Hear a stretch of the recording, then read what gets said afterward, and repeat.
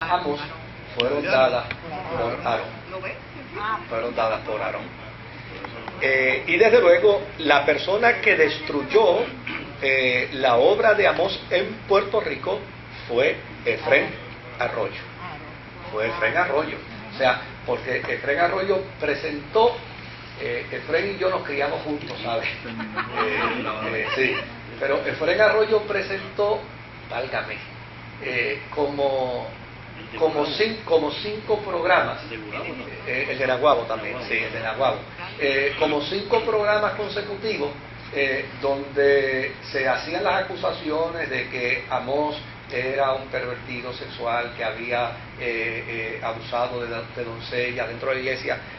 La verdad que pues yo, ese no es mi caso, yo no entro ahí, pero eso hizo mucho daño al desarrollo. Claro, él dice, yo tuve que salir en el 1972 como consecuencia de las intrigas, de las mentiras, de la difamación, de la batalla campal que había dentro de la obra, y yo entendí que lo propio era salir, y yo tenía que salir de ahí. Claro, él dice, conmigo se quedó la congregación de Nueva York, y conmigo se quedó la congregación de Filadelfia. Pero desde luego, cuando salimos, entonces nos llamamos el pueblo de Mita.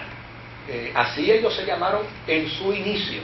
Pero desde luego Aarón los llevó a la corte y les dijo que ellos no podían utilizar ese nombre, porque ese nombre ya estaba registrado en el Departamento de Estado y eran ellos los que lo ostentaban. Como consecuencia, Amós dice, nos tuvimos que meter en oración, nos tuvimos que meter en ayuno, y luego de un tiempo vino la palabra profética, vino la profecía, y con la profecía entonces apareció el nombre.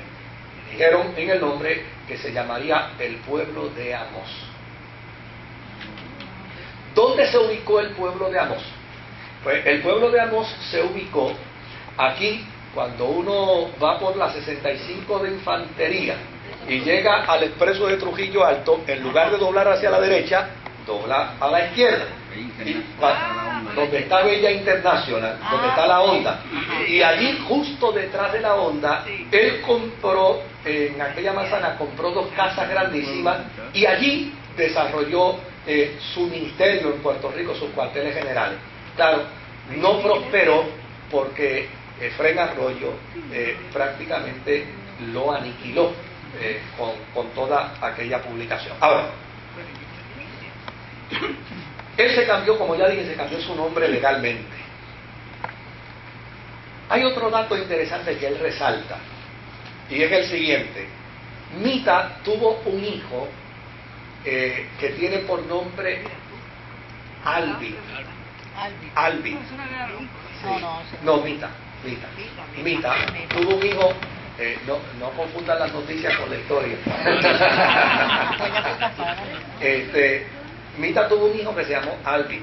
Este hijo, llamado Albi, obviamente ese nombre tiene un significado dentro del mundo espiritual de Mita. Significa árbol de vida. Desde luego, cuando ella estaba embarazada, ella tuvo una visión. Y en esa visión le salió en letras de oro en el cielo el nombre Albi. Y oyó una voz que le dijo, ese será el nombre de tu hijo, que significa árbol de vida. Desde luego, su hijo fue criado y fue educado dentro de la fe Mita, porque se tenía la esperanza de que él iba a ser el heredero, el sucesor del ministerio de Mita.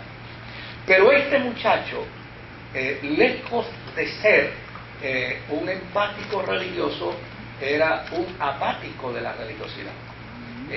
Tuvo inclusive problemas con el alcohol. Y entonces no perseveró dentro del movimiento de los mitas. Claro, pero la profecía se había dado. Se había predicado, se había enseñado y se había educado al pueblo por una cantidad de años, desde su nacimiento hasta su adolescencia, de que Albi era precisamente el sucesor de Mita, porque su nombre significaba árbol de vida, y todo eso tiene una espiritualización.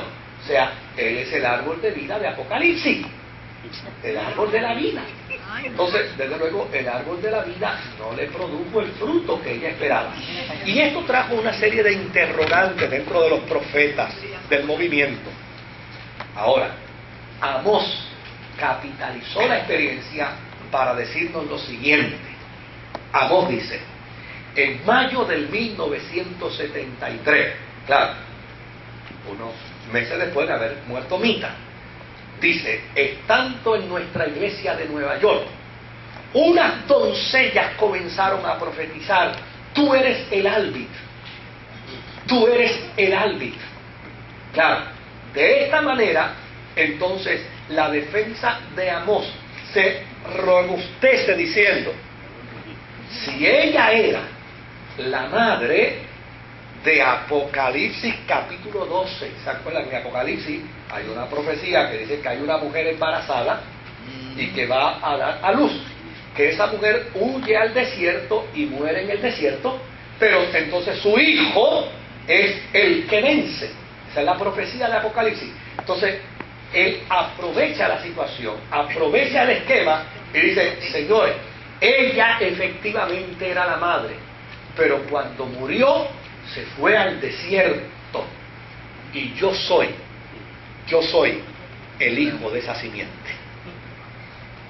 ¿Se da cuenta? O sea, él buscó todos los argumentos. Y eso es bueno que ustedes lo sepan, porque hay gente que piensa que esta es una partida de ignorantes. No, esta es una gente que sabe capitalizar bien el fenómeno de la espiritualidad, esta que se sale de las escrituras, ¿saben? Y no podemos subestimar, porque allí hay gente brillantísima, hay gente inteligente y hay gente bien intencionada, ¿saben? Gente bien intencionada que son víctimas precisamente, oiga, de haberse criado allí, de haberse desarrollado allí, de estar dentro de ese proceso, no conoce otra cosa, y desde luego allí hay unas amonestaciones muy serias.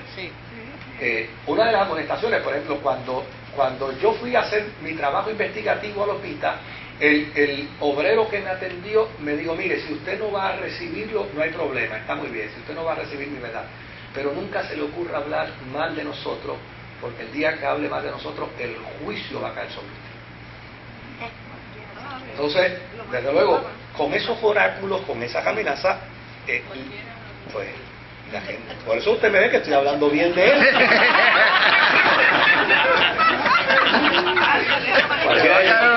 Por si acaso, ¿no? ¿Se da cuenta? Entonces, o sea, no crea que esto es un proceso de que esto es una partida ignorante. No. Aquí hay gente bien intencionada y hay gente que inclusive han prosperado dentro de ese marco. Entonces, interpretan la prosperidad como sinónimo de ¿qué? De Mita que les bendice por estar ahí. Oiga, y cuando eso se da, las convicciones religiosas se afirman dentro de ese contexto. Ahora, déjenme decirles algo más. ¿Se acuerdan de la visión cuando él tenía 17 años? Que vio la visión en un pastizal de un templo lleno de telaraña. Pues ahora en el 1973 fue que él tuvo la interpretación de esa visión. Él dijo, señores, no en balde cuando yo tenía 17 años el Señor me mostró esto.